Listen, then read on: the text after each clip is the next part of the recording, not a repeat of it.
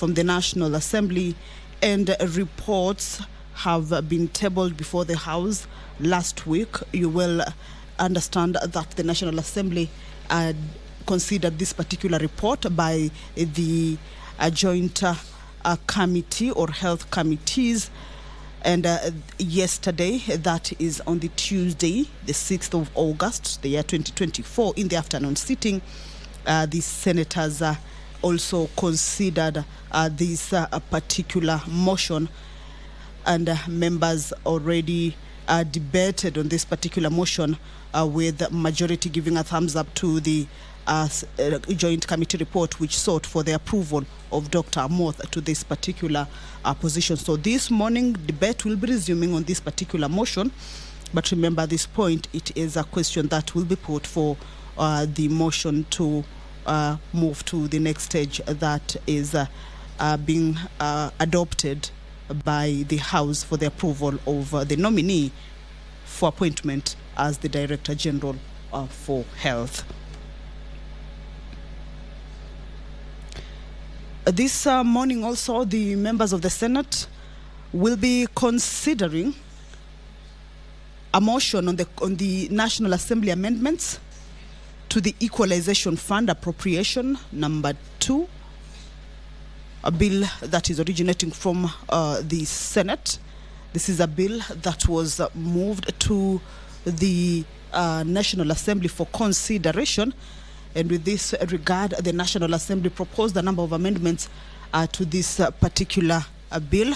So this is a bill that will this morning have the House consider some of the amendments that have been proposed or moved by the National Assembly. We shall be taking a look later on these particular amendments, but it is a whole bill that with regards to the amendments that have been moved by the National Assembly, then the senators will be going clause by clause with regards to the amendments that have been moved to see whether they will be also agreeing with these amendments or accepting these amendments, or maybe they will be rejecting some of the amendments in the clauses.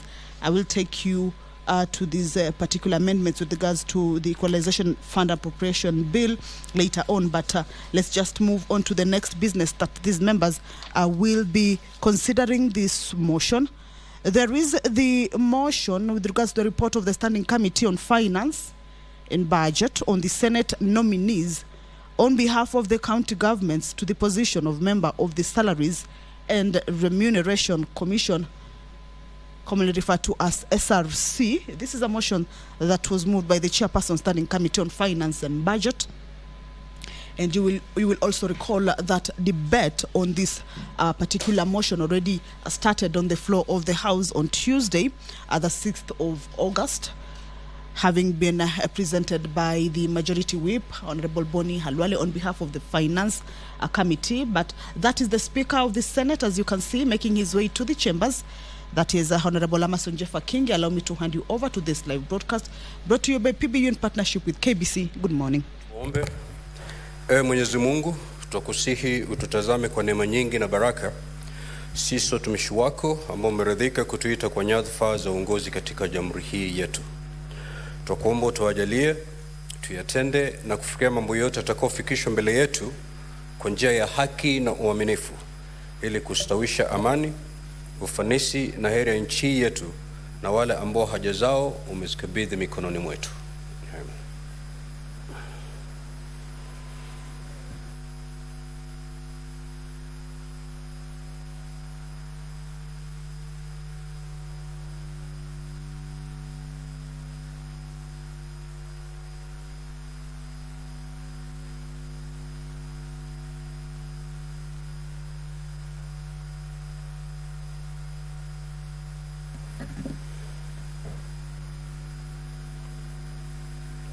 Clerk, do we have quorum? Sergeant at Arms, you can ring the quorum bell for 10 minutes.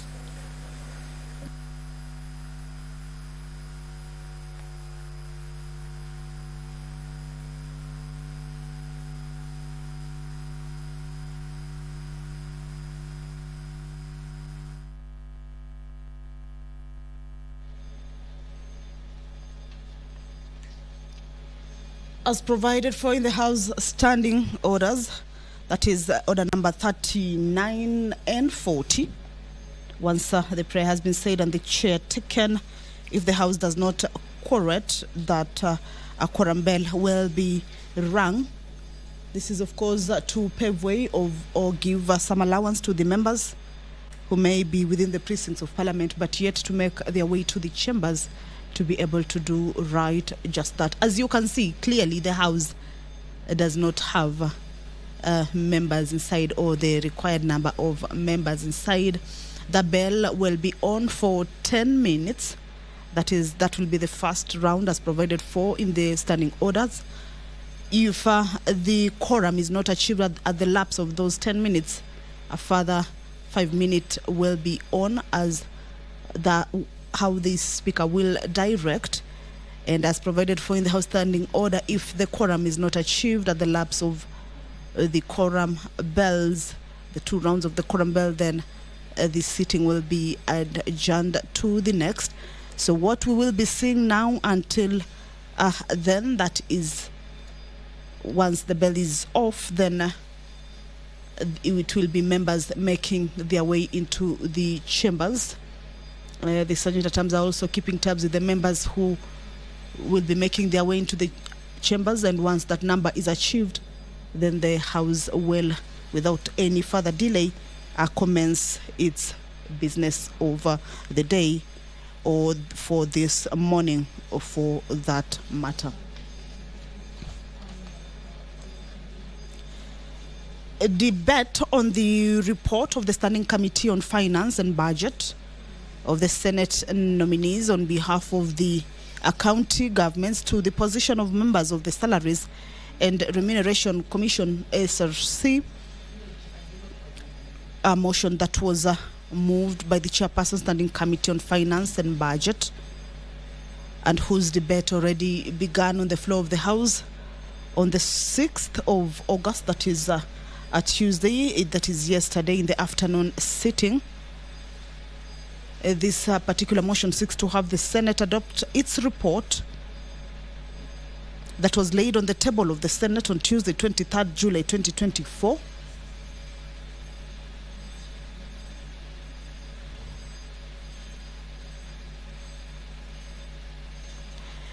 And pursuant to the Article 232B of the Constitution and Section 7.2 of the Salaries and Remuneration Commission Act, recommend Ms. Lynette Washiali Muganda and Mr. Mohamed Aden Abdi to the Cabinet Secretary for the National Treasury and Planning for transmission to His Excellency the President for consideration for appointment to the position of member of the Salaries and Remuneration Commission. This is a motion that debate started on the floor of the House, with members having reservations over the whole process, some of them agreeing with the report of the committee, but some holding some reservations that business was not concluded on the Tuesday afternoon sitting and was moved to this morning sitting, as having been directed by the Speaker yesterday in the afternoon sitting. So this motion will have its debate resume, with some of the directions will be made clear for the members to understand whether that whole process will be resumed or whether they will be adopting that report of the Standing Committee on Finance and Budget with regards to the nominees to the position of member of Salaries and Remuneration Commission. Well, if you're just joining us, is that the House, as you can see on your screens, is that it lacks the required quorum for the business of the day to commence.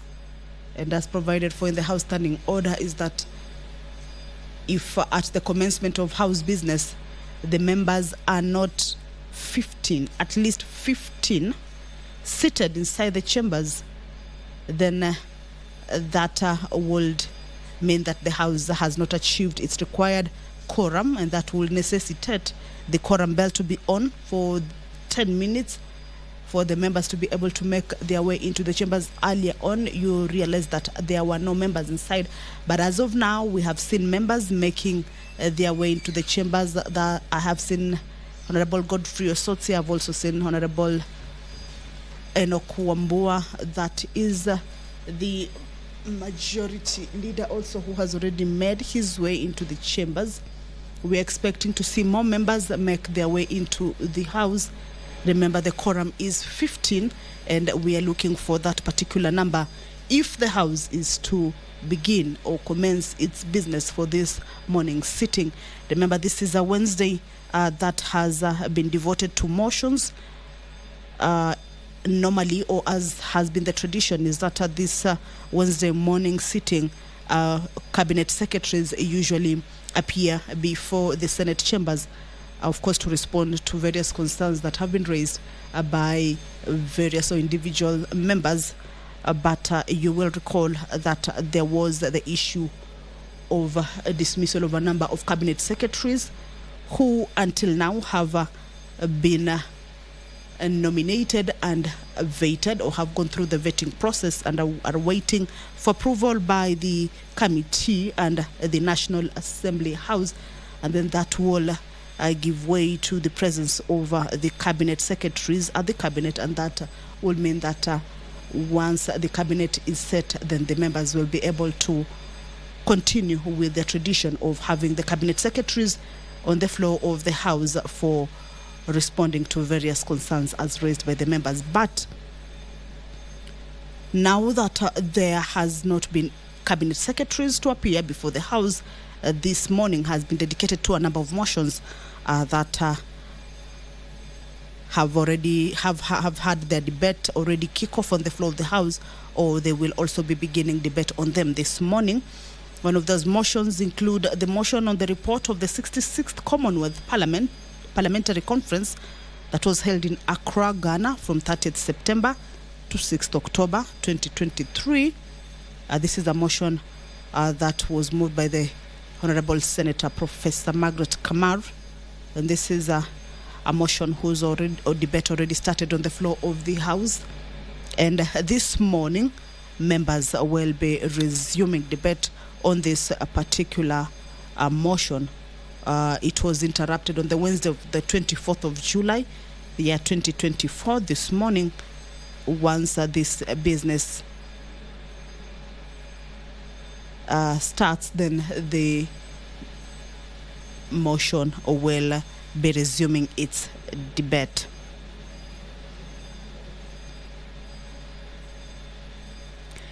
The members of the Senate will also this morning consider the reports of the Select Committee on County Public Investments and Special Funds, on its consideration of the audit reports of various water service companies for the financial years 2018, 2019, 2019, 2020, and 2020, 2021.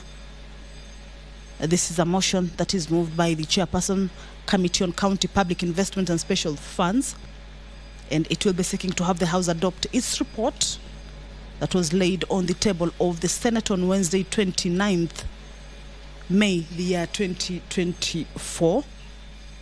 A look at some of these water service companies include the Busia Water and Sewerage Services Company Limited, the Iten Tabach Water and Sewerage Company Limited, Kirinyaga Water and Sanitation Company Limited. Honorable members, be upstanding. There being no quorum, and having rung the bell pursuant to the provisions of Standing Order 42, the Senate stands adjourned until today, Wednesday, 7th of August 2024 at 2:30 p.m.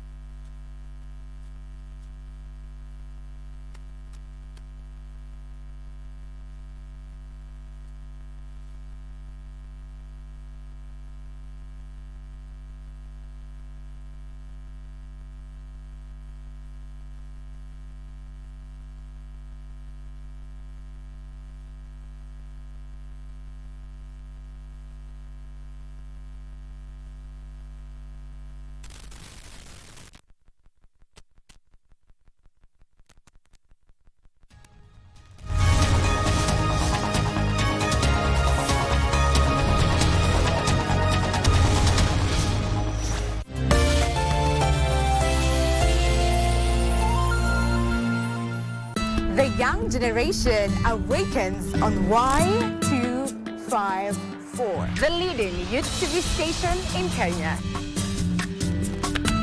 We treat you to current affairs, entrepreneurship, health, and human interest conversations.